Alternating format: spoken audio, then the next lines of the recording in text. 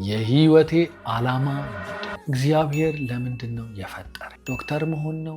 ዘማሪ መሆን ነው? ምንድን ነው ብለን እግዚአብሔርን ብንጠይቀው ምስጋናዬን እንዲናገሩ ለእኔ የፈጠርኩት ህዝብ ምን እንዲያደርጉ? ምስጋናዬን እንዲናገሩ። ምን አደረግኳቸው? ፈጠርኳቸው። I created them, I formed them። ሰራኋቸው፣ ፈጠርኳቸው። ምን እንዲያደርጉ?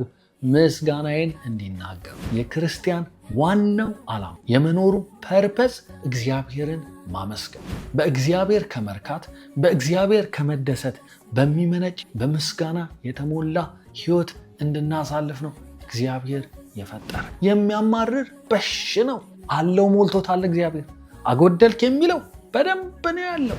እኛ ለልዩነት ነው የተሰራ ነው፣ እግዚአብሔርን ለማመስገን። አምልኮ ምንድን ነው? ምስጋና ምንድን ነው?